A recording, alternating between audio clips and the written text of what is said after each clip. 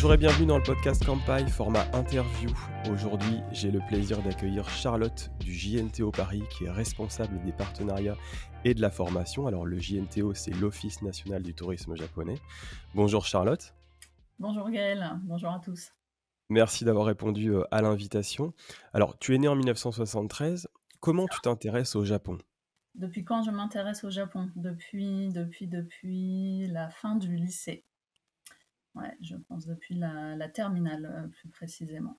D'accord, quelle a été ta porte d'entrée? Les mangas, la culture, la gastronomie? Non, ça a été une porte d'entrée banalement scolaire, puisque le Japon était au programme de l'histoire et de la géographie. Et alors, je n'étais pas très bonne en histoire et en géographie, mais pour le coup, la partie Japon m'a vraiment beaucoup intéressée. Et dans le même temps, je commençais à faire du karaté. Donc effectivement, la pratique des arts martiaux, plus l'approche au lycée, je me suis vraiment dit qu'il y avait quelque chose de très intriguant, très fascinant et très attirant dans cette culture, et je me suis engouffrée dans la brèche. Tu as fait des études de japonais? C'est ça, après mon baccalauréat, je suis rentrée à l'université en DUG de japonais, puis licence de japonais, puis maîtrise de japonais. Tu es parti au Japon pour la première fois en quelle année?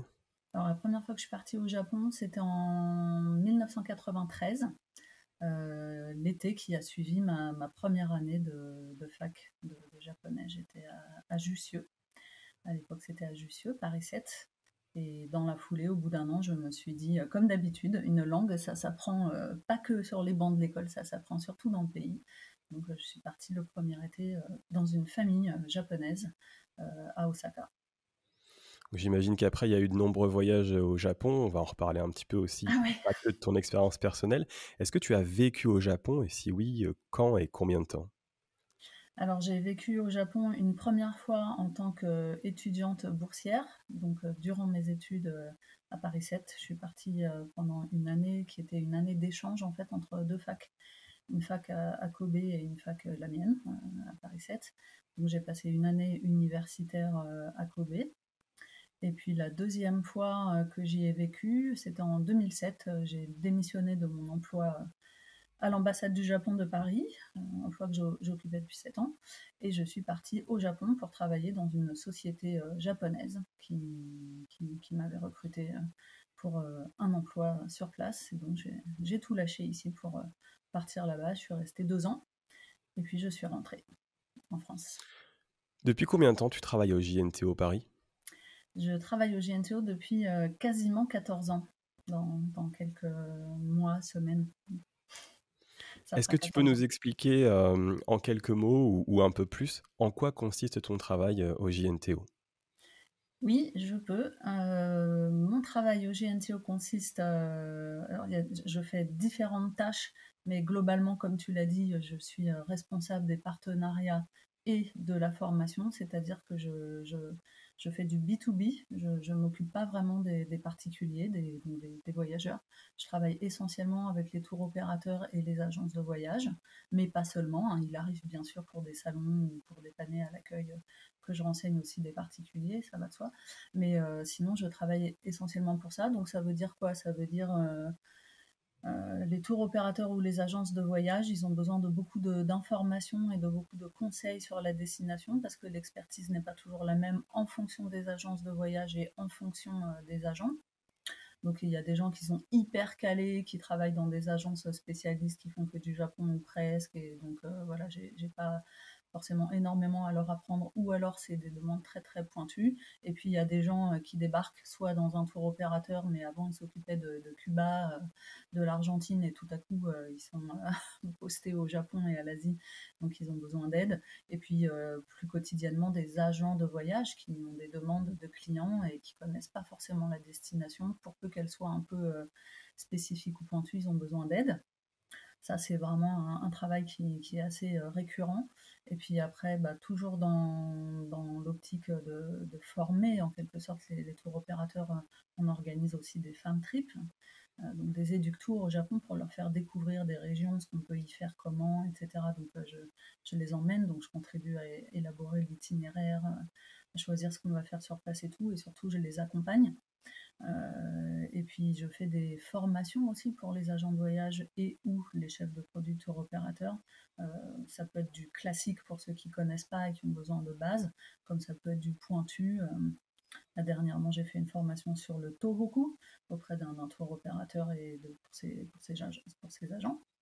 Donc voilà, c'est assez varié. Ça, c'est vraiment la partie tour opérateur. Après, bien sûr, les salons B2B, donc toujours dans la même optique. Et puis aussi tout ce qui est partenariat, c'est-à-dire que quand on fait une campagne de promotion conjointe avec un tour opérateur, eh bien, il faut sélectionner les tours opérateurs, il faut mettre en place la campagne, il faut suivre la campagne, suivre les résultats, etc. Donc, c'est les deux gros morceaux.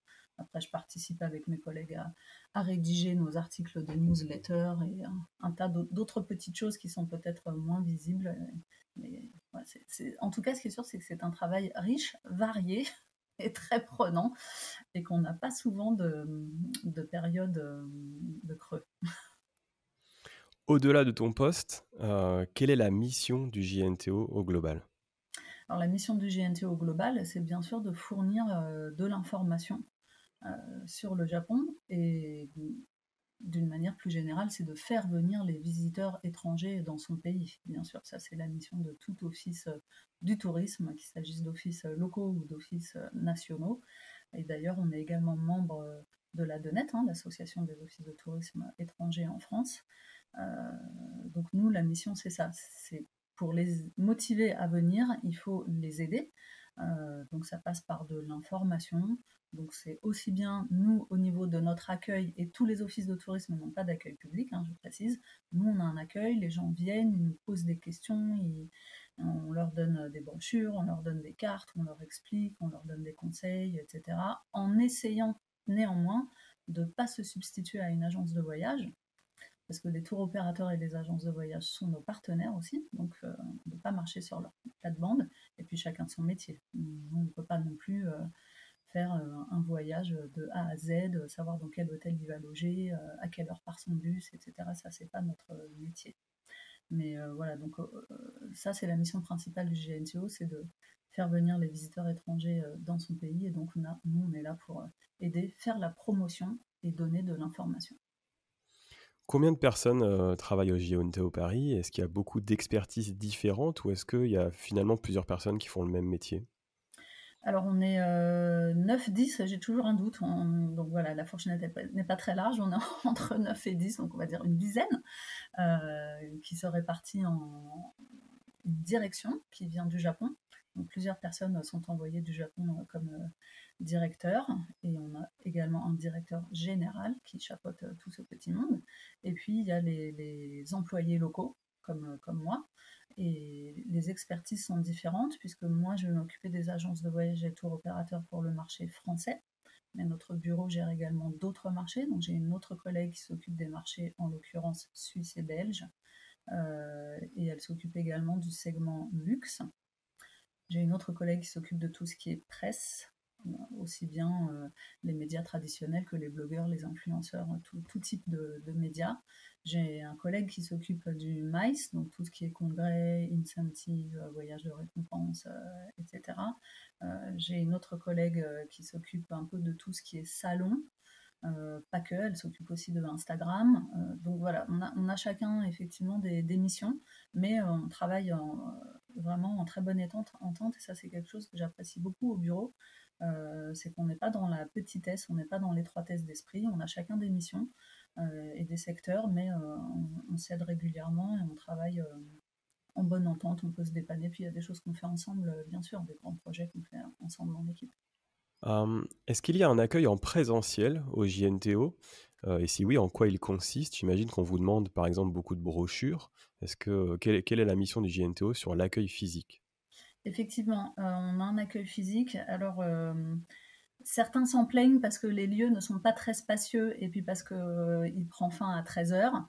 Mais après, il reste accessible, mais en libre service. Les gens viennent et se servent. Mais je tiens quand même à rappeler qu'il y a beaucoup d'offices de tourisme qui n'ont pas ou plus d'accueil public. Donc nous, c'est quelque chose qui a été soulevé plusieurs fois et on a toujours voulu maintenir cet accueil public. Donc de 9h30 à 13 heures. Tous les jours de la semaine, nous sommes ouverts. On accueille à la demande. Il n'y a pas de prise de rendez-vous, justement, parce qu'on n'est pas une agence de voyage et on ne va pas faire un conseil sur mesure comme ça. Mais les gens viennent, ils ont des tas de questions, des plus basiques, de type est-ce que c'est vraiment utile d'avoir un JR Pass, à quoi ça sert, comment ça marche, à des questions très pointues. Ça fait 5 fois que je pars au Japon, je voudrais aller à Hokkaido, qu'est-ce que vous me recommandez, ou qui ont des petites îles très spécifiques, ou qui ont des voyages thématiques très spécifiques, qui veulent faire tout le Japon à vélo, ou des choses comme ça. Donc c'est très varié. Et nous, effectivement, on va leur donner le conseil dans la mesure de nos possibilités, parce que on n'est pas non plus une agence SIT, Special Interest Travel. On doit faire à la fois tout le Japon, donc on doit tout connaître à peu près. Ça veut dire qu'on ne peut pas non plus tout connaître de manière très pointue. Mais en revanche, on n'est pas du tout contre faire des recherches et s'améliorer nous-mêmes. Donc voilà, on renseigne, on donne des brochures, on donne des cartes, des plans et on aide assez volontiers en essayant néanmoins, comme je t'ai dit tout à l'heure, de ne pas se tromper de métier. Alors, je vais te poser une question qui est un petit peu vaste et peut-être un peu piégeuse. Cette question très générale, c'est est-ce que tu peux nous parler de l'état des lieux du tourisme au Japon à l'heure actuelle? Alors évidemment, cette question, elle n'est pas innocente parce qu'on sort d'une longue période de fermeture du Japon post-Covid.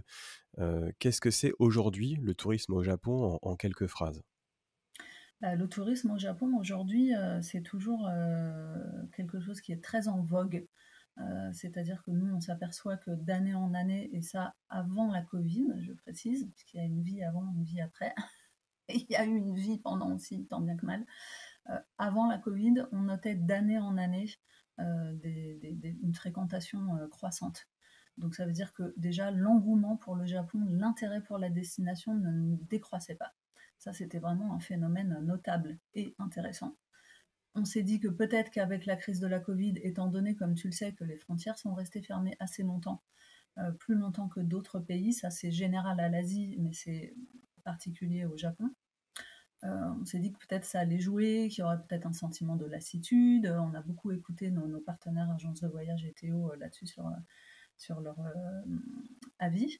Mais en fait, dès que les frontières ont rouvert, on a noté que voilà, c'est le grand débordement.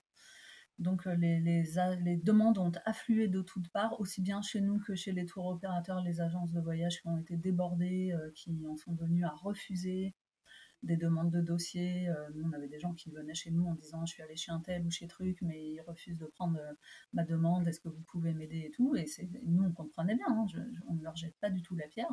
Ils ont vraiment fait face à une vague de demandes. Et donc, pareil du côté Japon, c'est-à-dire pour les réceptifs, qui ont été tout à coup débordés. À une époque où beaucoup de gens avaient déserté le milieu du tourisme, puisque forcément, ça faisait 2 ans et demi que c'était à l'arrêt. Donc, les gens, il faut bien qu'ils trouvent du travail, il faut bien qu'ils vivent. Donc, ils sont partis ailleurs. Et quand ça a repris, c'était un peu le choc, puisqu'il y avait une forte demande et un problème de manque de staff un peu dans tous les domaines sur place, donc très difficile à réguler. Donc aujourd'hui, le tourisme, je vais dire, il va bien et il va moins bien. Il va très bien parce que la demande est là et les voyages se font. Et comme tu sais, il n'y a plus de restrictions pour voyager au Japon, plus de conditions non plus. Donc ça, c'est très bien. Mais en revanche, oui, il y a encore des agences qui ont du mal à faire les dossiers, des clients qui ont aussi l'habitude, ça c'est dû à notre époque, que tout soit immédiat, que tout soit confirmé tout de suite, que tout soit disponible tout de suite. Et là, c'est pas forcément le cas. Il faut vérifier des choses, les disponibilités, prendre des contacts, confirmer. Il y en a qui n'ont pas cette patience. Donc on va dire que globalement, le tourisme se porte bien parce qu'il est reparti, je vais dire, comme en 40, voire plus, puisque beaucoup de professionnels me font part même de plus fortes demandes qu'en 2019, qui reste l'année de référence. Donc on va dire qu'il se porte bien de ce point de vue, mais que la machine continue à se remettre en route, et que donc tout ne se fait pas en un claquement de doigts. Mais je veux croire qu'à mesure que les mois vont passer, ça va se réguler, en tout cas je l'espère. Comment le JNTO a vécu, justement, tu parlais de cette longue fermeture de frontières, comment le JNTO a vécu ces un peu plus de 2 ans où le Japon a été fermé, parce qu'on peut imaginer que les missions deviennent d'un coup caduques en quelque sorte. Comment on fait pour remplir ce temps? Comment le JNTO a évolué pendant cette pause qu'a été le Covid? Alors c'est une période qui était très difficile. On va aller du plus global au plus pointu. Je pense qu'au niveau mondial, c'était très difficile pour tous les pays, pour tout le monde.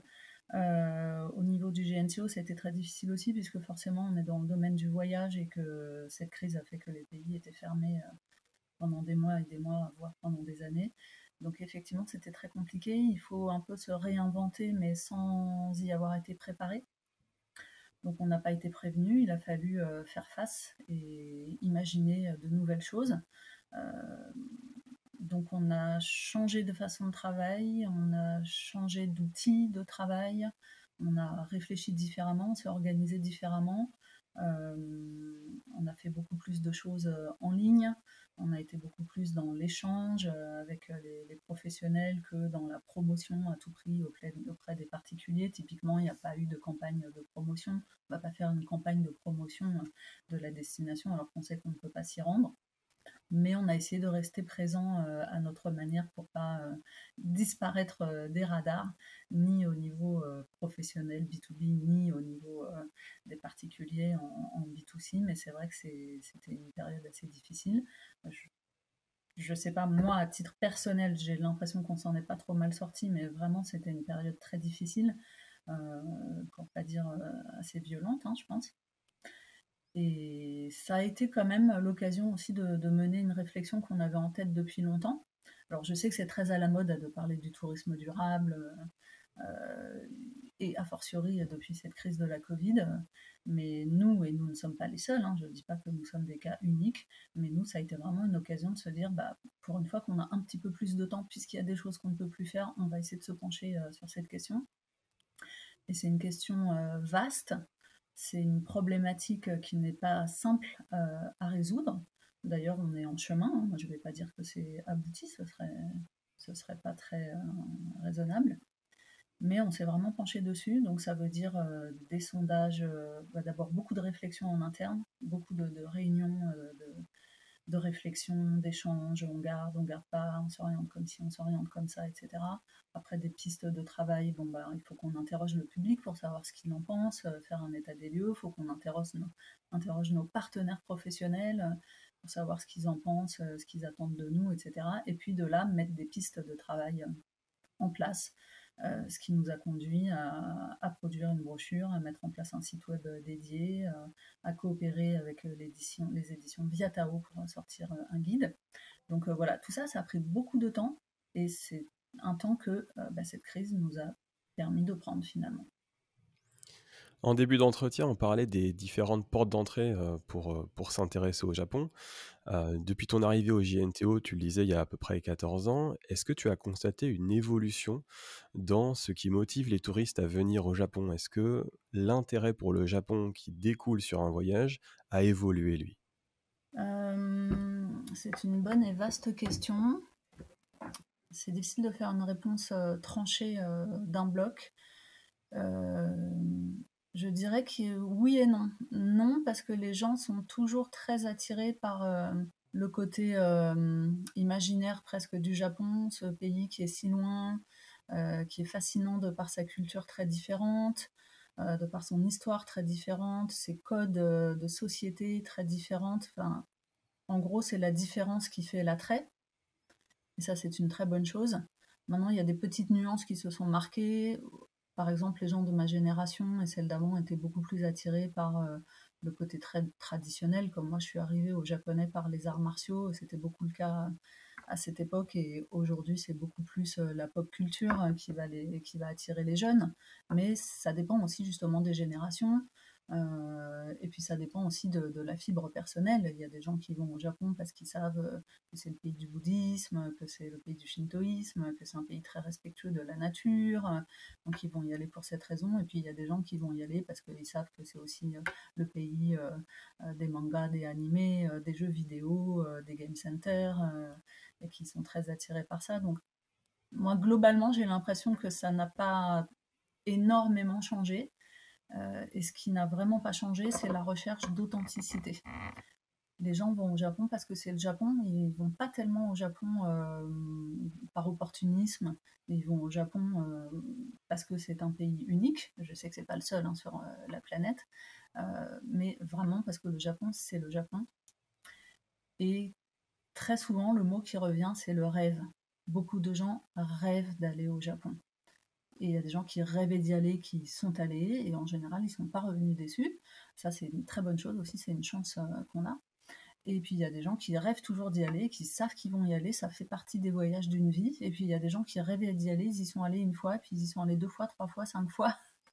Et ils auraient des choses à nous apprendre, ces gens-là, si on pouvait parler longtemps à l'accueil. Donc voilà, je vais dire oui et non, c'est un peu une réponse à la normande. Et je n'ai pas d'origine normande que je sache, mais voilà, globalement, ça reste quand même un intérêt très marqué pour la destination et ce qui fait son authenticité, avec des petites nuances par profil de visiteur. Je ne sais pas si je réponds bien. Si, si, et par extension, est-ce qu'on voit de nouveaux types de voyageurs qu'on n'avait pas peut-être au début à ton arrivée au JNTO, c'est-à-dire peut-être un changement dans l'âge, tu disais, éventuellement aussi sur des gammes de budget possiblement. Est-ce que ça a changé également? Ou ça a évolué en tout cas? On note qu'il... Alors moi, il y a 2 choses qui, à titre personnel, me frappent.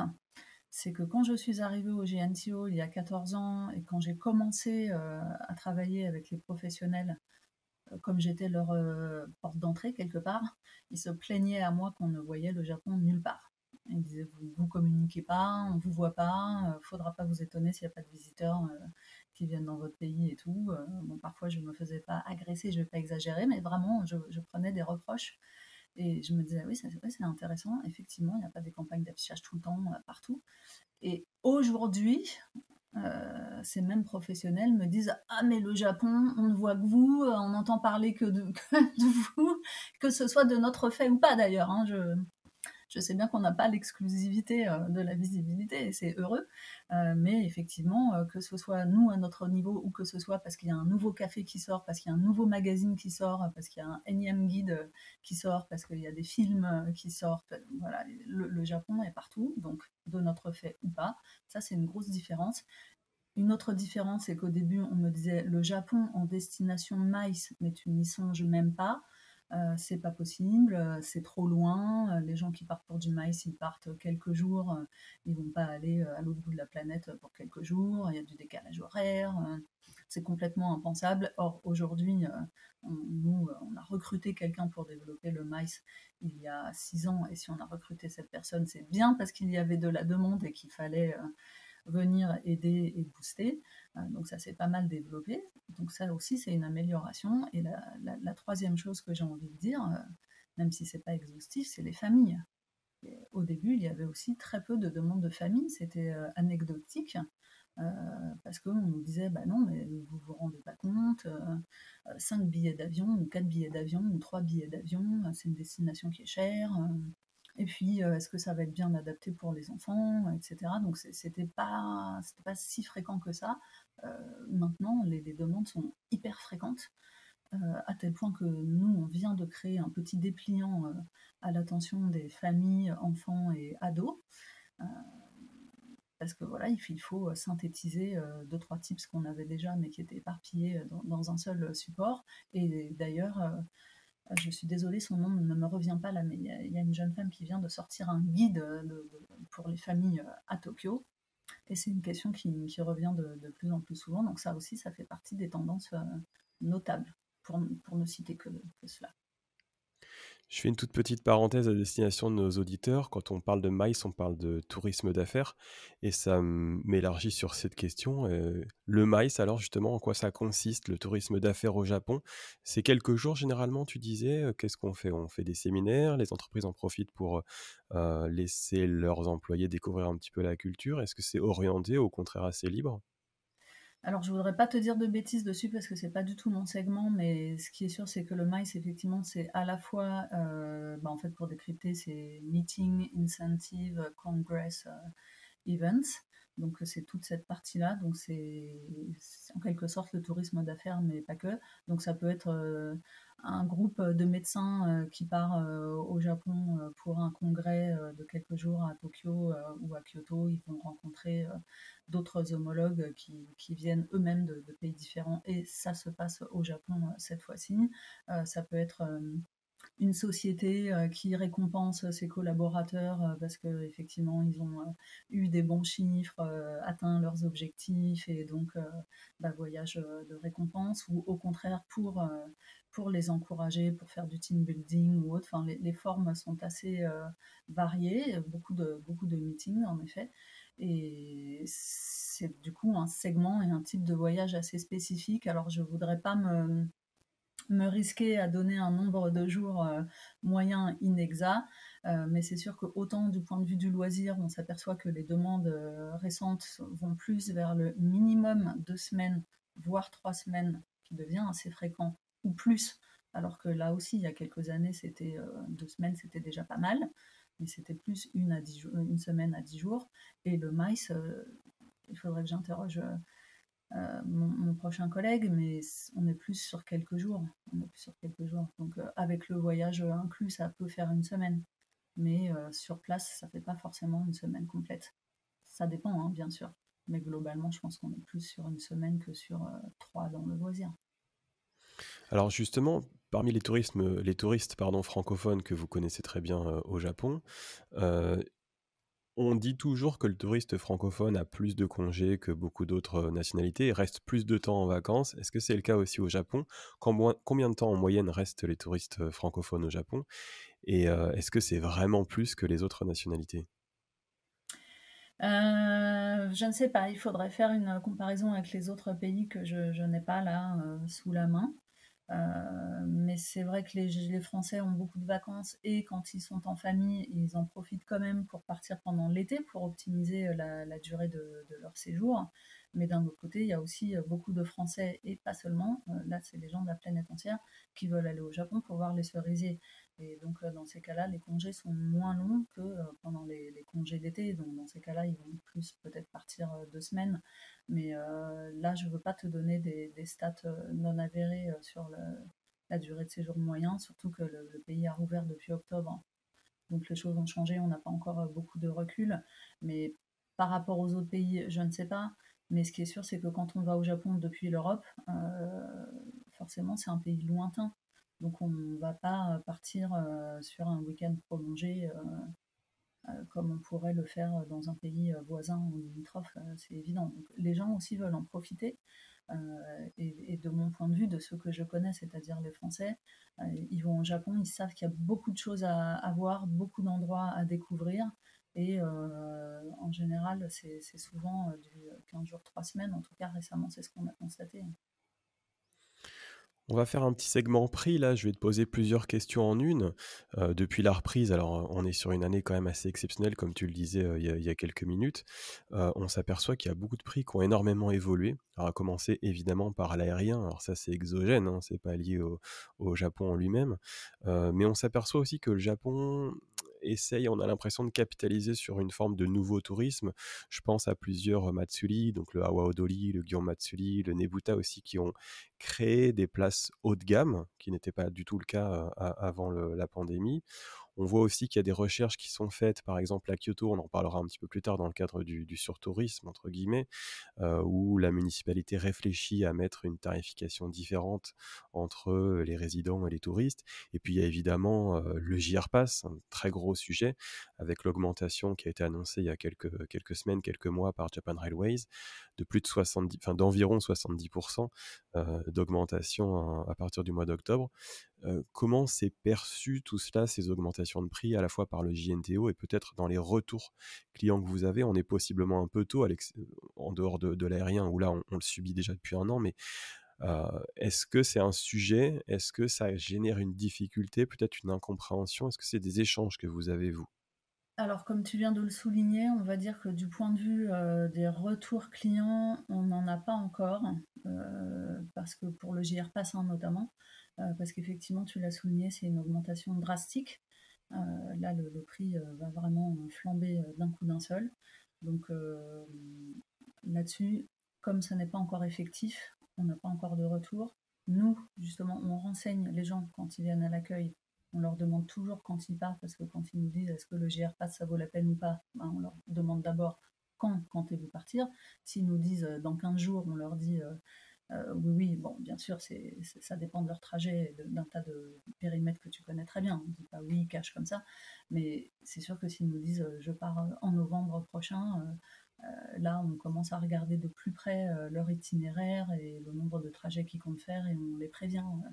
Bien sûr que l'augmentation va être très forte et que donc pour rentabiliser, ça va être une autre question que la question actuelle. Donc là-dessus, on n'a pas de retour. Sur l'aérien, effectivement, c'est très cher. Comme tu l'as dit, ça ne concerne pas que le Japon, mais ça concerne aussi le Japon, donc on ne va pas faire l'autruche. Nous, ce qu'on note, c'est que quand même les gens partent malgré les tarifs. Donc moi, je n'ai pas d'analyse statistique sur quels gens peuvent se permettre de partir, mais je me dis en mon fort intérieur que ça doit quand même pas être tout le monde. Mais c'est quand même beaucoup de gens qui partent quand même malgré les tarifs, parce que justement, pendant la Covid, ils n'ont pas pu voyager.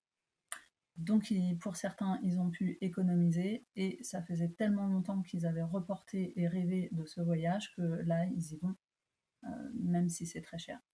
Donc je ne sais pas combien de temps ça va durer en revanche, parce qu'on peut se permettre quelque chose d'un peu excessif, d'un peu cher, en se disant, bon, pour utiliser une expression populaire, on se fait plaisir, parce que là, on veut vraiment, et puis c'est bon, on a eu assez de frustration et de restrictions comme ça, donc on y va, tant pis si c'est un peu cher. Est-ce qu'ils vont pouvoir faire ça sur 5 ou 10 ans ce serait étonnant. Mais bon, j'espère aussi que ces tarifs ne vont pas devenir la nouvelle norme, parce que sinon, je pense que ça va faire des inégalités parmi les voyageurs. Tout le monde ne pourra plus se permettre des voyages. Mais effectivement, on n'a pas encore de recul sur tout. Donc, ce que je note, c'est que globalement parlant, pour l'instant, ça n'a pas empêché les gens de voyager. Et d'ailleurs, preuve en est, c'est que tous les professionnels avec qui j'échange me disent que le Japon repart, que ça cartonne, qu'ils n'arrivent pas à suivre du point de vue de la demande, etc., etc. Donc, force est de constater que le retour est positif, malgré tous ces obstacles. Sur le JR Pass, franchement, moi, c'est une question que je me pose. Et au niveau du JNTO de Paris, on sait très bien que c'est une augmentation très forte qui est justifiée par Japan Railways, donc la compagnie qui vend ces passes, par le fait que depuis 40 ans, je crois, qu'existe ce pass, je ne sais plus exactement, mais il n'a jamais augmenté. Le prix n'a jamais augmenté, donc pour eux, ça justifie une augmentation très forte d'un coup. Bon, moi, franchement, je me dis que ça va être beaucoup plus difficile à rentabiliser et je me demande si les ventes de JR Pass vont se maintenir dans ces conditions-là, parce que, comme tu le sais très bien avec ton autre casquette, jusqu'à présent, il suffisait de faire un aller-retour Tokyo-Kyoto pour amortir ton pass de 7 jours, puisqu'il était à 29 000 yens et quelques. Là, il va être à 50 000 yens et quelques.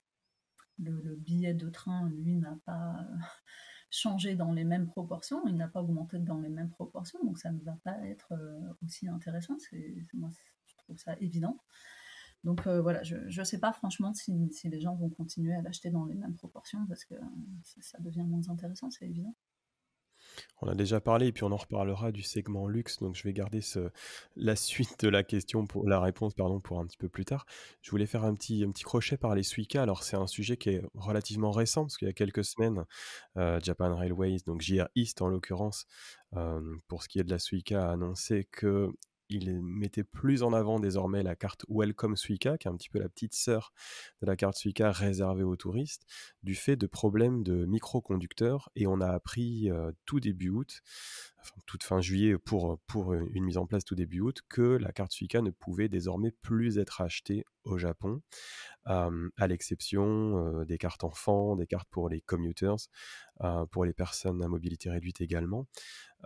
Donc il y a à la fois peut-être effectivement un problème de microconducteurs, en tout cas c'est ce qui est invoqué, mais à la fois on a l'impression un besoin de segmenter en direction des touristes. Aujourd'hui, si on souhaite acheter une Welcome Suica, au Japon, il faut désormais, c'est nominatif, hein, il faut donner son nom, prénom, sa date de naissance, si je ne me trompe pas, son numéro de téléphone.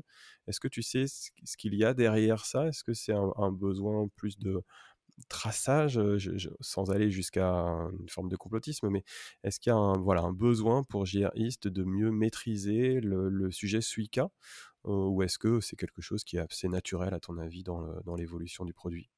Alors là, j'ai pas d'avis, parce que là, franchement, c'est pas du tout, de notre ressort. Donc, te dire, ce qu'il y a dans la tête, des dirigeants, de JR East, non, vraiment, je ne suis pas en mesure de répondre à cette question, je te le dis très clairement. En revanche, c'est certain que c'est très embêtant comme décision parce que ça complique la vie des visiteurs et que, au même titre que le JR Pass, c'est deux choses qui étaient pratiques et ou avantageuses. Le JR Pass, c'était pratique et avantageux. La Suica, la Pasmo, c'était pratique plus qu'avantageux, mais c'était quand même très très très pratique. Donc là, pour moi, c'est deux choses qui sont vraiment deux décisions assez difficiles à faire passer. Et moi, je pense que c'est très dommage. Euh, voilà, je pense que, alors je n'ai pas fait de sondage, c'est très difficile de parler au nom du JNTO et au nom de tous mes collègues, mais les réactions que j'ai vues, c'est peut-être de l'interprétation, mais je pense que de manière assez générale, en tout cas parmi mes collègues, on a été très, très étonnés de cette décision. Quand on a appris l'augmentation du GR Pass et quand on a appris la suspension des Suica pour cause de semi-conducteurs, effectivement, c'est une stratégie qui n'est pas la nôtre. Je ne pense pas qu'on aurait opté pour ce type de stratégie si on avait été décisionnaire. Mais bon, voilà, il faut l'accepter, on ne peut pas faire autrement. Mais je pense que ce sont deux choses qui vont vraiment compliquer la donne. Ça va avoir des conséquences. Je pense que ça va avoir des conséquences. On va aborder dans ma prochaine question différents sujets sur les axes de développement du JNTO. De manière un petit peu plus générale, avant d'aller plus précisément dans chaque thématique, est-ce que le Japon évolue, et à travers le JNTO, bien sûr, dans la promotion qu'il fait de son propre pays et de sa culture? Est-ce qu'il y a une évolution justement dans les sujets? On va les aborder un par un, hein, on les avait évoqués en préparant ce podcast ensemble, mais est-ce qu'au global, le Japon veut vraiment évoluer dans la promotion de son tourisme? Alors je pense qu'il y a un niveau de maturité des marchés, parce qu'il ne faut pas oublier qu'on est un marché. Alors moi, c'est quelque chose que j'ai appris avec les années, hein, parce que je suis arrivée au GNTO avec l'esprit très pur et très naïf, et je ne dis pas qu'il est devenu impur entre-temps, loin de là, mais pour moi, je connaissais le Japon, j'aimais le Japon, j'avais une expérience du Japon variée et riche, et donc je suis arrivée en me disant c'est super, je connais le Japon, je vais pouvoir en faire profiter d'autres gens et je vais contribuer à ça. Avec le temps, j'ai appris qu'on était un marché, le marché français, et qu'il y avait d'autres marchés, et que c'était du tourisme entrant versus du tourisme domestique, l'un n'étant pas incompatible avec l'autre, bien sûr. Enfin, j'ai appris un tas de choses plus professionnelles. Donc, on va dire que ça dépend beaucoup du niveau de maturité du marché, c'est-à-dire à quel point il connaît déjà le Japon ou à quel point c'est nouveau, il y a encore peu de gens qui ont visité le pays. En France, par rapport à d'autres pays, on est un marché quand même assez mature. Et puis, de par notre propre tourisme entrant, parce que la France est quand même une destination en tête de podium dans les destinations mondiales, et Paris, c'est une des villes les plus visitées au monde, si ce n'est la ville les plus visitées au monde. Je sais qu'ils se disputent le bout de gras avec Londres pour savoir qui est légitime. Mais voilà, je pense qu'on connaît pas mal le tourisme, qu'on est bien placé pour ça. Et de fait, on est un marché assez mature et assez aussi, comment dire, novateur, presque leader. Parce que les Français aiment bien aller hors des sentiers battus, les Français aiment bien tester des expériences que les autres n'ont pas forcément testées, ils aiment bien se démarquer. Donc ça veut dire qu'ils sont assez prompts à la nouveauté. Et sur ce point, je pense qu'on a un marché assez intéressant et assez mature par rapport à d'autres pays. Je ne sais plus quel était le début de ta question. Je me Ce qu'on suis va un peu faire, on va perdue. aborder les thématiques une par une. Comme ça, tu vas pouvoir développer précisément, parce que ça, c'est Ouais. des axes très concrets de promotion du JNTO. Donc, je vais te citer quelques thématiques et tu vas pouvoir justement Oui, nous expliquer en quoi ça consiste. On parlait un petit peu du voyage en famille. On a compris, on le sait très bien sur Campai, et puis tu en as parlé, que le Japon est un pays très adapté au voyage en famille. Quels sont comme ça quelques lieux recommandés, quelques lieux qui sont très appréciés des familles au Japon? bon, ça dépend des saisons auxquelles elles y vont, mais en général, les familles qui vont au Japon, justement, avec des jeunes, bah, ils aiment bien tous les lieux qui ont un petit peu un apport touristique, du contenu touristique sur la pop culture, les mangas, les animés, donc que ce soit les musées du manga, le musée Ghibli que tu connais très bien, le nouveau parc Ghibli qui vient d'ouvrir. Moi, c'est vrai que récemment, on ne me parlait jamais de Nagoya. Et maintenant, quand on me parle de Nagoya, ça y est, j'ai pris le réflexe, je sais que c'est pour le parc, le parc d'attractions Ghibli. Donc ça, il y a beaucoup de parcs d'attractions au Japon. Il y a beaucoup de choses thématiques. Et puis même au niveau de la culture traditionnelle japonaise, il y a aussi tout ce qui est ninja, samouraï, châteaux médiévaux. Donc ça, c'est des choses aussi qui parlent peut-être un peu plus que la cérémonie du thé, la dame en kimono, ou des choses qui vont plus toucher un public mature, plus adulte. Donc ça, c'est des choses très faisables. Puis ce petit côté gadget aussi que l'on trouve un peu partout dans la culture japonaise. Euh, Ne serait-ce que visuellement, moi je me rappelle des premières fois où je suis allée au Japon, quand je voyais les gens qui faisaient les travaux en bord de route, des petits tracteurs, enfin ça s'appelle pas tracteur, mais des petits véhicules spécialisés tout ronds, tout violets, avec des petits bonshommes automatiques à côté qui agitaient le panneau. Et pour moi c'était ça avait un côté très ludique, où je me disais mais c'est super gadget, c'est super fantaisiste à plein d'égards. Donc ça, je pense que c'est, tu vois, tous les Kiara, les caractères, là, je sais plus comment on dit, les mascottes de région, les mascottes de ville. Ouais, ça, c'est des choses qui parlent à un public un peu plus jeune, un peu plus enfantile, un peu plus famille, ouais. Ça touche les jeunes. Le Japon nature, le Japon outdoor, c'est quoi concrètement? Bah ça, alors, ça, c'est sans fin. Le Japon nature, le Japon, c'est la nature, c'est ce mélange de grandes villes complètement dingues. Quand on n'y est pas allé, ça semble dingue, en tout cas, de penser à Tokyo et à sa démesure, tout en sachant que c'est la capitale d'un pays qui est occupé à 75% par des montagnes. C'est vrai que c'est des chiffres, mais quand même, 75% de montagnes, c'est énorme. 66% de forêt, c'est énorme. Des mers, des rivières, des lacs volcaniques, des volcans. Le Japon, c'est un archipel très nature, c'est un archipel volcanique. Donc il y a beaucoup de thermes. Donc voilà, ici, on va aller en Bretagne, on va aller dans les Pyrénées, on va aller je sais pas où, à Vichy, pour se faire une cure thermale, parce que ça a un petit côté médical et que ça a été recommandé ou autre. Mais au Japon, c'est comme tu sais une habitude familiale pour revenir des familles, même si ce n'est pas les familles françaises et les familles japonaises, mais le Japon est très nature, oui. Il y a beaucoup de parcs nationaux, il y a beaucoup de parcs semi-nationaux, il y a énormément de choses. Il y a des géoparcs, il y a des balades à faire dans des jardins. Les Français aiment beaucoup les jardins japonais, ils ont bien raison car c'est vraiment magnifique. Moi, je pense que je m'inclus dans le lot de ces Français, bien sûr.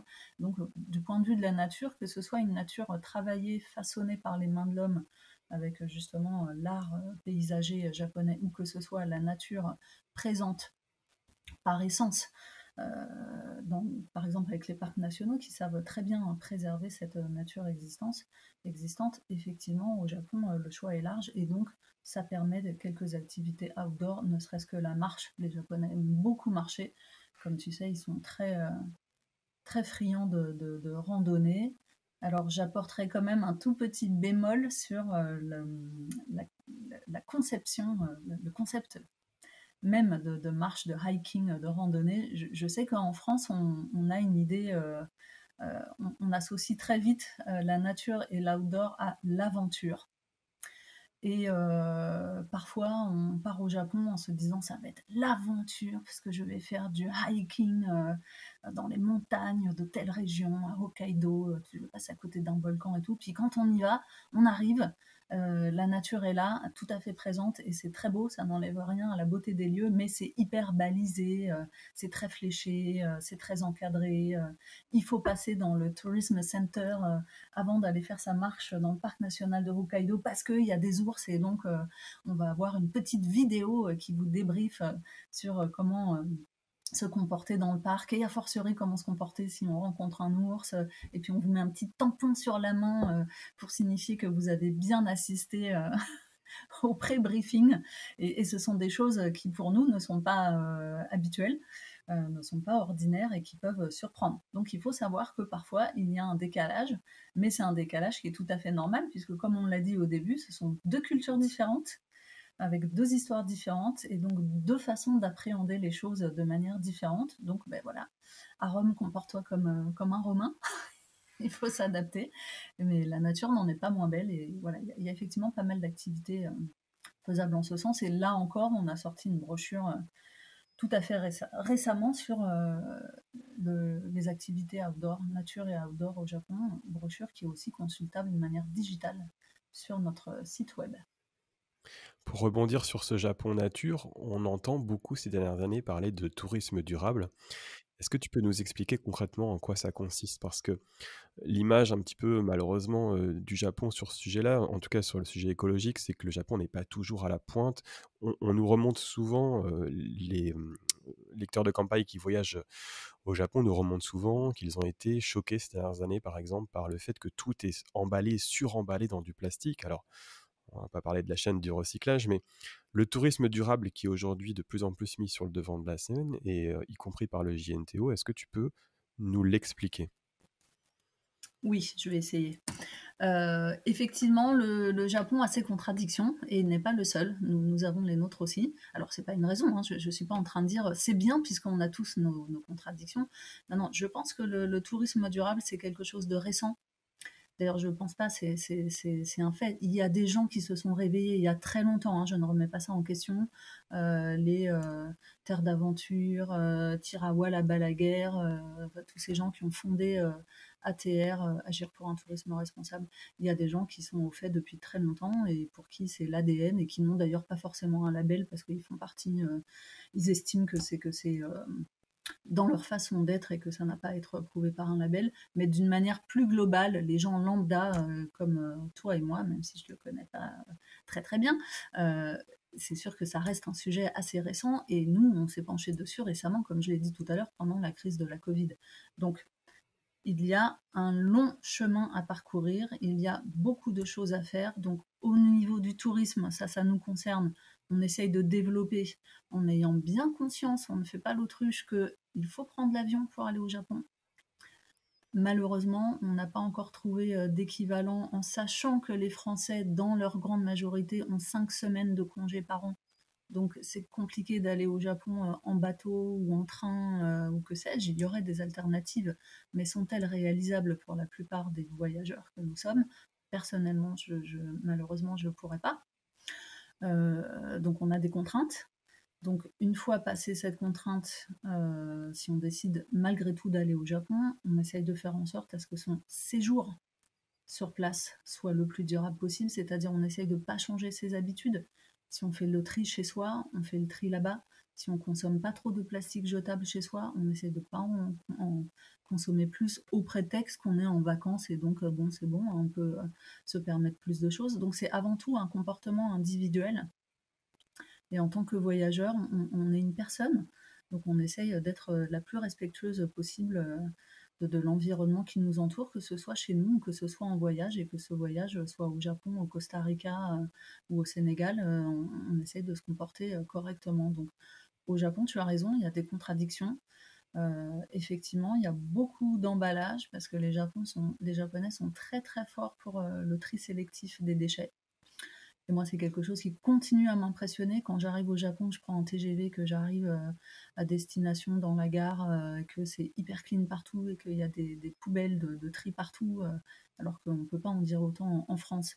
Bah, ça me navre pour mon pays et je me réjouis de ces avancées au Japon. En revanche, c'est vrai que, comme on dit, et c'est une réalité, le meilleur déchet, c'est celui qu'on ne produit pas. Donc trier, c'est bien, réduire les déchets, c'est bien, réutiliser, c'est bien. Donc voilà, la règle des 3 R, elle s'applique partout au Japon comme ici. Donc on sait qu'il y a encore des progrès à faire en termes de société japonaise générale.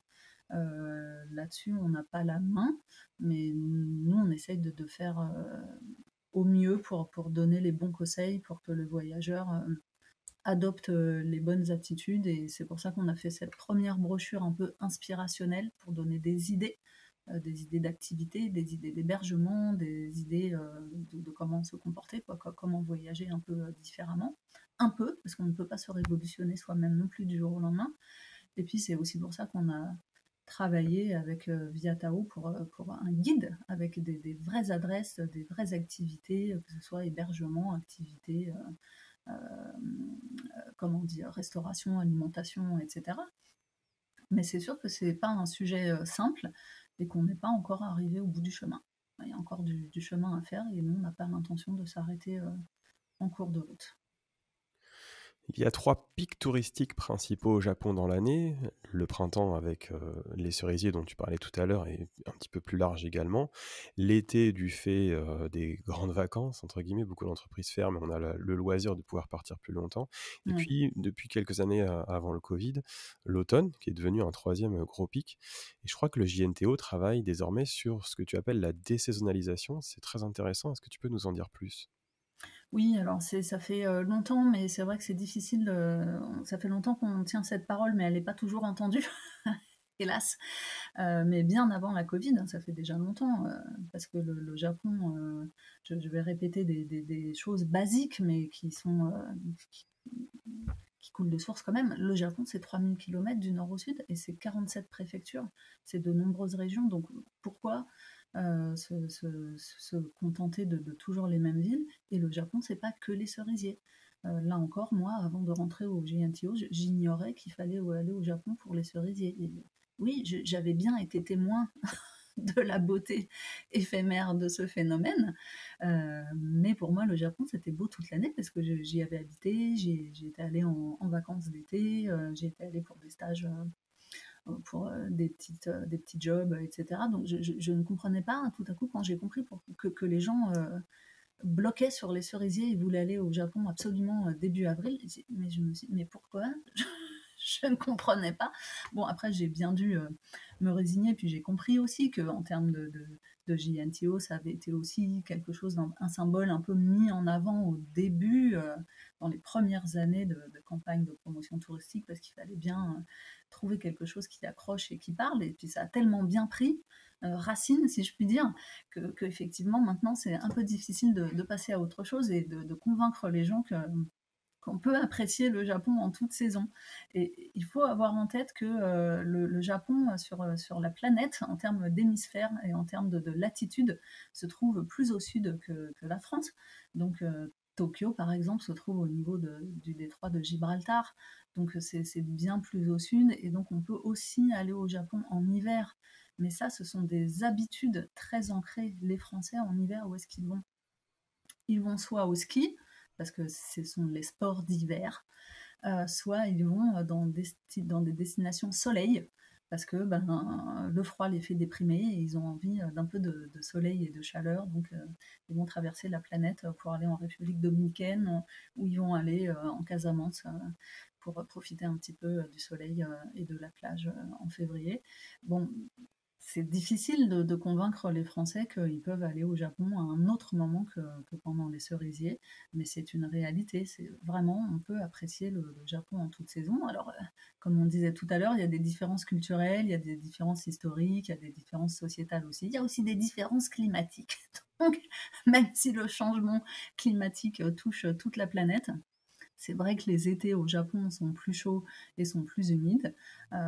L'hiver, en revanche, est beaucoup plus agréable. Donc, moi, je sais que tous les gens que je connaisse qui sont allés au Japon en hiver, et là, je parle même à titre personnel, quoi, dans mes amis, mais ils sont tous revenus enchantés et ils sont prêts à convaincre d'autres gens d'y aller en hiver parce que c'est très agréable. Donc, oui, c'est sûr que nous, ça fait partie de nos axes de développement. On le dit depuis des années et on continue à le dire. Le Japon, c'est pas que les cerisiers, ça c'est une certitude. Tu en parlais en début de réponse. Beaucoup de touristes, pas seulement francophones d'ailleurs, se concentrent sur la Golden World, donc Tokyo, Kyoto. Alors, je suis moi-même un très grand amateur de ces deux faces de la même pièce, Tokyo et Kyoto, mais on milite beaucoup sur Kampai pour ce tourisme rural également. La mise en avant des régions, c'est aussi une des missions essentielles du JNTO. Bah, absolument, parce que comme je te l'ai dit, le Japon, c'est beau partout. Donc, c'est évident que de la même façon, je pense qu'il ne viendrait pas un touriste de venir en France sans passer par Paris. Évidemment, c'est compliqué de dire à un Français allez au Japon, mais n'allez surtout pas visiter Tokyo, et encore moins Kyoto. Ça, c'est pas possible. Donc, on sait très bien que ce sont des villes qui valent plus que la peine d'être visitées, mais ce qu'on dit, c'est qu'il ne faut pas s'y cantonner. Il ne faut pas se limiter à Tokyo et Kyoto. De l'intérêt de voyager plus longtemps, et comme on parlait de tourisme durable, de l'intérêt aussi de voyager moins souvent, mais plus longtemps. Donc, faire un séjour au Japon en prenant l'avion, en plus tu l'as dit, ça coûte cher, donc ça rentabilise aussi le déplacement. Donc moi je pense qu'on a tout intérêt à partir plus longtemps, à visiter plus d'endroits, parce qu'on va s'apercevoir très vite que le Japon est très riche, que la campagne japonaise c'est vraiment autre chose par rapport à Tokyo et encore autre chose par rapport à Kyoto, qui est une très jolie ville de province, hein, néanmoins, et avec toutes ses traditions et tout son côté un peu image d'Épinal, mais ne serait-ce que la préfecture de Kyoto, moi c'est un exemple que je donne assez souvent, non pas que ce soit un discours marketing rodé, parce que je n'ai pas eu cette formation, mais parce que c'est vrai, ne serait-ce que d'élargir la ville de Kyoto à la préfecture de Kyoto, déjà, tu le sais, tu as ce qu'on appelle désormais le Kyoto by the Sea, Kyoto by the Forest, enfin la préfecture de Kyoto a un côté très campagne, très rural, quand tu vas dans la petite ville de Miyama avec ses maisons au toit de chaume et ses champs qui cultivent aussi bien des aubergines que de l'indigo, et tu te balades d'une maison à l'autre, c'est très très beau et c'est très bucolique. Du coup, c'est très poétique, c'est très rural, c'est très agréable. Et puis, si tu pousses encore un peu plus haut et que tu vas jusqu'au petit village de Ine, très connu pour ses petites maisons sur l'eau avec les garages, en fait, les rez-de-chaussée qui sont des garages à bateaux, qui sont des raies de l'eau, je ne sais pas comment on dit. Il y a des tas d'endroits qui sont intéressants, qui sont fascinants, qui sont très intéressants au Japon. Donc c'est vrai que nous, on insiste beaucoup là-dessus. D'ailleurs, il y avait une vidéo, un film de promotion qui avait été fait il y a quelques petites années, il n'y a pas si longtemps que ça, mais je ne me rappelle plus, donc je ne veux pas dire de bêtises, mais qui était un film qui mettait en avant les 47 préfectures du Japon. Donc je ne sais plus, le film devait durer 2-3 minutes, et pendant ces 2-3 minutes, tu passais d'une préfecture à l'autre, d'une ville à l'autre, et tu voyais la variété. C'est ça qu'il faut retenir du Japon, en fait, c'est la variété, la diversité, ce qui fait au final sa richesse. Donc effectivement, Tokyo, c'est impressionnant et c'est superbe. Kyoto, c'est fascinant, c'est charmant, c'est génial, mais pas que. Il faut vraiment aller voir les autres endroits. Moi, je sais que quand je suis allée dans le nord, dans le Tohoku, la dernière région avant de passer sur l'île de Hokkaido, j'ai été totalement bluffée, alors que ça faisait déjà peut-être 12 ou 13 ans que je travaillais au GNTO, et je te dis pas le nombre de séjours divers et variés que j'y avais fait, mais j'arrive encore à être surprise quand je vais au Japon par des lieux, par les gens, par la gentillesse de l'accueil, par des traditions locales. C'est vraiment super chouette. Et en plus, ça permet de ne pas être 10 000 sur le même site, parce que c'est vrai, moi je dis ça de manière un peu ironique, mais il y a un petit fond de vérité. Quand on va au Japon au moment des cerisiers, est-ce qu'on va voir plus de fleurs de cerisier ou est-ce qu'on va voir plus de touristes? Bon, j'exagère un petit peu, mais franchement, je préfère y aller à une saison où il y a moins de monde et dans des lieux où il y a moins de monde aussi, et voir des gens qui vont être curieux de rencontrer des touristes étrangers parce qu'ils n'ont pas souvent l'occasion de voir des étrangers, que de voir des gens blasés, saoulés parce que ça défile toute l'année et qu'au bout d'un moment, oui, on peut les comprendre. Mais donc vraiment, nous, c'est quelque chose dans lequel on croit.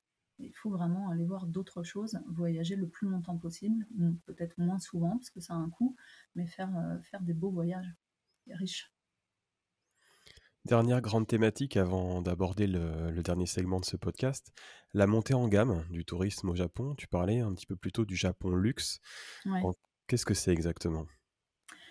Alors, le luxe au Japon, ça prend diverses formes, mais nous, on va dire qu'on croit à un luxe qui relève plus de l'authentique.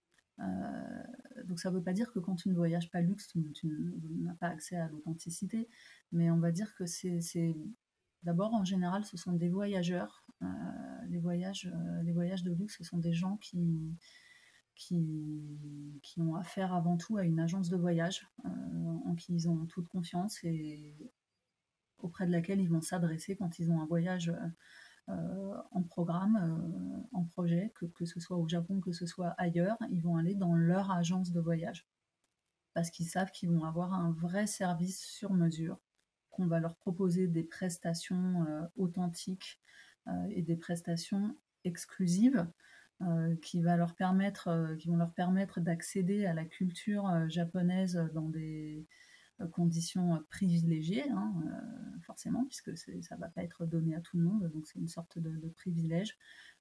Beaucoup de prestations, comme on dit, privatisées, donc une forme d'exclusivité avec quelqu'un qui va être vraiment au petit soin pour vous du début à la fin de votre voyage, d'abord parce que ce sera le conseiller en agence et ensuite parce que sur place vous allez être avec un guide très qualifié du début à la fin et que je sais pas moi, vous allez peut-être avoir un dîner privatif dans un très beau ryokan avec un très bon dîner avec deux maiko qui vont venir danser, chanter, passer un peu de temps à vos côtés exclusivement pour vous. Donc ça, c'est une forme de luxe. Donc c'est à la fois en termes de gamme, parce que l'hébergement ne va pas être la même gamme que l'hôtel utilisé par un tour opérateur qui vend à des groupes et des groupes et des groupes qui partent en regroupés, par donc une qualité de service beaucoup plus personnalisée et beaucoup plus exclusive. Je pense que c'est avant tout ça le vrai luxe.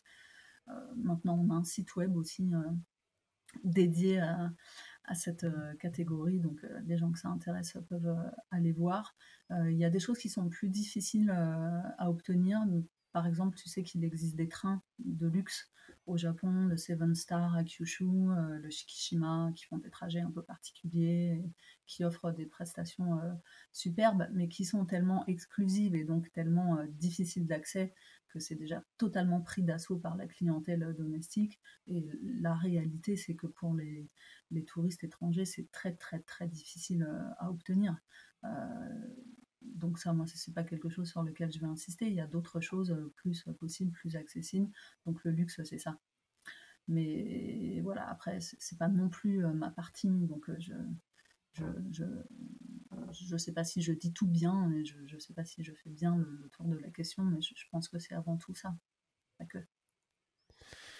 On se souvient de la campagne Cool Japan, qui a déjà une quinzaine d'années, je dirais, si ce n'est plus. Et puis, post-Fukushima, le gouvernement japonais a cherché à accueillir plus de touristes étrangers. On se souvient des objectifs de 40 millions de touristes pour 2020, 60 millions pour 2030. On en parlait un petit peu avant l'enregistrement, mais on n'est plus désormais sur des objectifs statistiques. Est-ce que tu peux nous en dire plus à ce niveau-là? En effet, comme tout pays qui se lance dans la promotion touristique, parce qu'il ne faut pas oublier que par rapport à la France, le Japon, ça reste quand même relativement récent dans l'histoire. Euh, je crois, je ne veux pas dire de bêtises, je n'ai pas vérifié avant de venir, mais il me semble que les premières campagnes qu'on appelle une Visit Japan Campaign, elles datent de 2003. Donc ça fait 20 ans, c'est pas énorme hein, dans l'histoire d'un pays. Donc effectivement, au début, on a des objectifs en termes de volume de visiteurs parce qu'il faut bien avoir des repères. Euh, en 2019, si je ne m'abuse, 2018 ou 2019, j'ai un petit doute, on a dépassé les 30 millions de visiteurs de point de vue global, tout marché, tout 2018. visiteur étranger au Japon. Donc ça, c'était effectivement un objectif du gouvernement japonais. Il a été atteint et même un peu plus rapidement que prévu. Aujourd'hui, avec en plus la crise de la Covid qui a privé le pays de visiteurs pendant plus de 2 ans, bah, ce serait un peu osé d'avoir des objectifs chiffrés et stricts qui plus est. Donc on est plus sur un objectif, alors de chiffres de visiteurs quand même, parce qu'on espère ne pas en avoir au moins autant qu'en 2019. Donc je ne vais pas te dire qu'il n'y a pas du tout d'objectif. On espère qu'on en aura au moins autant, voire un peu plus, mais on parle plus en termes de revenus économiques, puisqu'on sait que le tourisme, c'est aussi ça, comme d'autres activités. C'est aussi un apport économique pour le pays, donc on va plus parler dans ces termes. Donc effectivement, le Japon espère avoir des revenus un petit peu plus élevés d'ici 2025 par rapport à 2019, qui était la dernière référence. Donc c'est plus dans ces termes. Après, ça va se décliner en différentes manières, mais ça inclut notamment le tourisme de luxe aussi, puisqu'on sait que euh, deux Pax qui vont consommer des produits très très chers, des prestations très chères sur place, bah, vont rapporter plus que, je ne sais pas, j'ai pas fait les calculs, mais qu'un petit groupe de personnes qui va consommer des prestations d'entrée de gamme, si je puis dire. Donc évidemment, là c'est très mathématique. Donc c'est pour ça aussi qu'on privilégie ce genre de choses. Mais c'est vrai que le Japon s'y prête aussi, parce que tout à l'heure on parlait de luxe, et c'est vrai qu'il y a des hôtels, des chaînes occidentales, Shangri-La, Marriott, tout ce que tu veux, qui sont présentes au Japon. Et donc forcément ce sont des très beaux établissements de luxe qui parlent aux Occidentaux. Et d'ailleurs en général, ces clients-là, ils vont avant tout dans cette chaîne d'hôtels, et quel que soit le pays qu'ils visitent.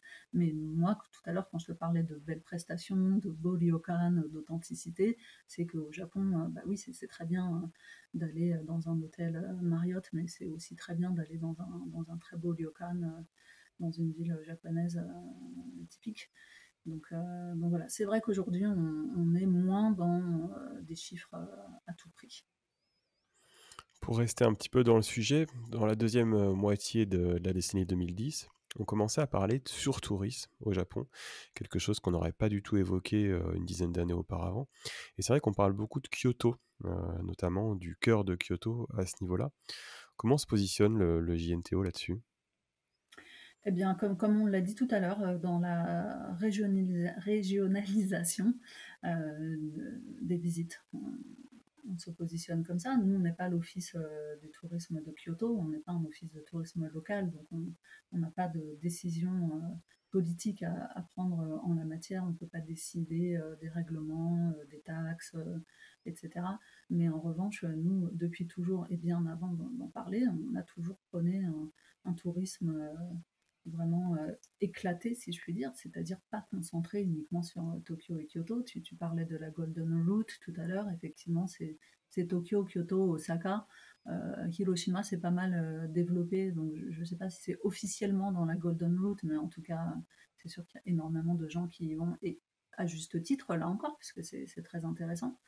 Euh, mais effectivement, nous, on espère vraiment arriver à convaincre les visiteurs qu'il y a d'autres endroits à voir sans nécessairement parcourir des kilomètres et des kilomètres. Plus on a de temps, plus c'est bien de pouvoir, c'est bien, c'est pas un jugement de valeur, plus c'est intéressant de pouvoir les pousser dans des régions reculées telles que l'Otoroku ou Hokkaido, ou alors à l'inverse carrément Okinawa au sud, ou Kyushu dans le sud-ouest. Mais on peut aussi, sans beaucoup s'éloigner, entre Tokyo et Kyoto, tu peux t'arrêter dans différents endroits des Alpes. Quand tu es à Kyoto, Osaka, tu peux aller visiter l'île de Shikoku, tu peux aller visiter d'autres régions sur la mer du Japon qui est peut-être un peu moins connue. Je me rappelle d'un séminaire qu'on a fait il y a quelques mois sur les anciens navires de commerce qu'on appelle des Kitamaebune, et qui longeaient toute la côte japonaise depuis Hokkaido jusqu'au sud, en longeant la mer du Japon, en faisant différentes étapes. Bon, voilà, des endroits encore très, très intéressants à voir. Donc nous, c'est ça notre sujet. Effectivement, on n'a pas envie que Kyoto subisse du surtourisme, mais on a vraiment avant tout envie que les visiteurs se rendent compte du potentiel du Japon et de ces régions. Il me reste 2 petites questions, Charlotte, pour conclure cet entretien un petit peu plus personnel. Quels sont, pour toi, les aspects de la culture japonaise que tu apprécies le plus et le moins? De la culture japonaise ou de la société japonaise? Les 2. J'ai répondu à la question. Alors écoute, moi, il y a énormément de choses que j'apprécie dans la culture japonaise et même dans la société japonaise. Euh, D'abord, c'est une culture très délicate, très raffinée. C'est une culture très riche. C'est des gens qui vont au fond des choses, qui ont vraiment un vrai savoir-faire, une vraie expertise dans bien des domaines. Et aussi bien que ce soit quand tu vas, par exemple, je sais plus le mot ne me revient pas, quand tu vas voir des forgerons qui fabriquent des sabres. Alors là, tu découvres toute l'expertise et toutes les phases différentes, et pour chaque phase de la fabrication d'un sabre, les domaines d'expertise différents par des gens qui ont été formés sur des années par un maître dont ils étaient disciples. Je veux dire, ça, c'est pas de la légende. C'est des choses qui font fantasmer les Occidentaux, mais c'est une réalité. C'est à voir de ses yeux. Mais de la même manière, tu retrouves ça dans d'autres domaines, dans d'autres sujets très variés. C'est vraiment, même moi quand je vivais au Japon et que je faisais de la danse africaine là-bas, c'est pas très japonais, c'est de la danse africaine. Et ça m'est arrivé de me dire, bon, bah moi, ça va, j'ai déjà fait quelques années de danse africaine, je vais arriver, je devrais être pas trop mauvaise, je devrais bien m'en sortir, parce que le obon, quand tu vois des gens, quand tu vois des danses traditionnelles japonaises, c'est pas fou, fou, fou comparé à la danse africaine, c'est mon point de vue, hein, ça n'engage que moi, mais je le pense. Et en fait, de quoi je suis arrivée dans un cours où j'ai eu envie d'aller me cacher dans un trou parce que ils avaient un niveau de fou. Ils étaient complètement. Les filles étaient hallucinantes. Et je suis allée à des festivals de danse africaine où ils étaient tous, mais d'un niveau absolument bluffant, impressionnant. Il n'y a pas d'autre mot. Et à chaque fois, c'est quelque chose qui me frappe de me dire, mais c'est pas possible d'arriver à être aussi bon dans des sujets. Quand ils mettent le nez dans quelque chose, ils sont incroyables. Aussi bien des choses, encore une fois, traditionnelles que importées. Donc ça, c'est quelque chose qui me fascine. Il y a autre chose qui est très appréciable au Japon, c'est que tout est toujours fait pour que ça fonctionne. Tout est toujours fait pour le confort de l'autre. C'est vrai qu'on dit que le client est un kami et une divinité, et c'est vrai qu'on le ressent vraiment dans le quotidien. Et cette attention à l'autre, cette générosité, cette disponibilité, c'est quelque chose d'absolument impressionnant, surtout quand on est français. Et je ne veux pas dénigrer mon pays, j'aime beaucoup mon pays et je me sens tout à fait française. Mais c'est vrai qu'il y a beaucoup de choses qui ne fonctionnent pas bien, il y a un sens du service qui n'est pas toujours à la hauteur, et je pense que ça déjà c'est un luxe de base. Quand on va au Japon, c'est vraiment la qualité de service, la qualité d'accueil, tout qui roule. C'est extrêmement agréable d'être dans un. Moi, je me rappelle quand j'habitais là-bas, de fois où j'étais au supermarché, j'allais à la caisse, je me mettais dans la queue, mais il y avait deux personnes devant moi, rien de grave, j'étais pas pressée. Mais je voyais des gens qui lâchaient leurs produits en rayon, ils étaient en rayonnage, ils lâchaient, ils venaient ouvrir une caisse pour permettre aux gens de ne pas attendre, en fait. C'est complètement incroyable. Donc ça, c'est vraiment quelque chose de très appréciable. Après, ce que j'apprécie moins, c'est peut-être que parfois ça a le défaut de ses qualités, et un service trop parfait, des fois c'est pas drôle, quoi, c'est pas fantaisiste. Je me rappelle de cette bande dessinée qu'avait fait, c'est pas une bande dessinée d'ailleurs, c'était un livre que Feu Cabu avait fait avec un historien. Ça s'appelait Kabu au Japon.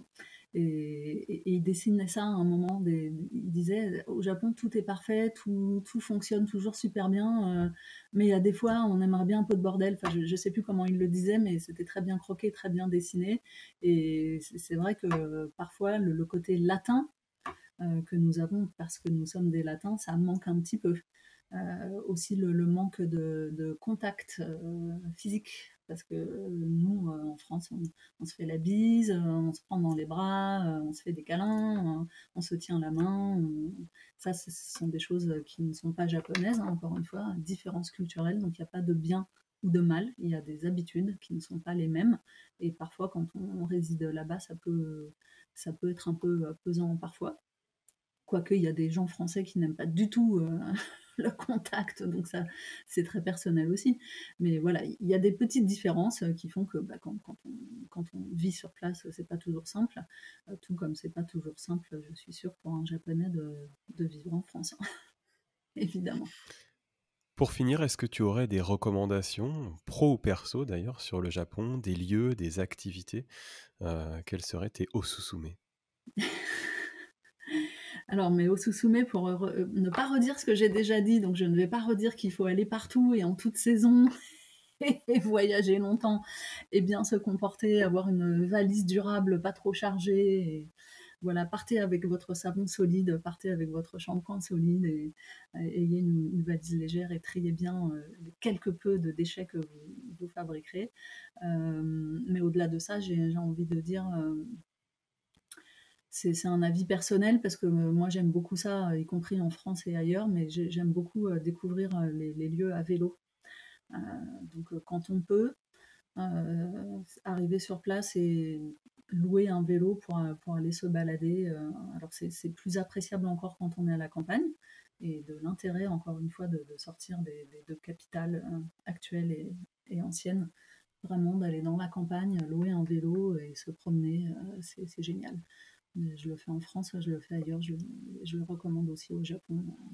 C'est vraiment fabuleux de se balader et de découvrir les environs à vélo. Et surtout avoir un voyage le plus authentique possible.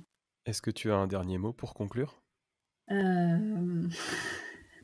Je sais pas, j'espère. Je suis sûre que tes auditeurs sont déjà des gens convaincus par l'intérêt d'aller visiter le Japon. Donc évidemment, je ne vais pas les contrarier sur ce point-là. Essaie d'y aller le plus longtemps possible, et de faire un voyage le plus respectueux, le plus raisonnable possible. Je te remercie chaleureusement, Charlotte, d'avoir répondu présente à l'invitation. C'était un entretien passionnant. On sent vraiment cet amour du Japon qui transparaît bien au-delà de ton poste au JNTO. Ah oui, Donc, c'est sûr. un vrai plaisir de t'avoir, et je te remercie encore. Je sais que cet échange va vraiment beaucoup intéresser nos auditeurs. Bien, je l'espère, et je te remercie moi aussi pour cette invitation et pour le temps que tu nous as accordé. Merci beaucoup, Charlotte, et à bientôt dans le podcast Campagne. Merci Gaël, au revoir tout le monde. Au revoir. Retrouvez plus d'interviews Japon sur nos podcasts.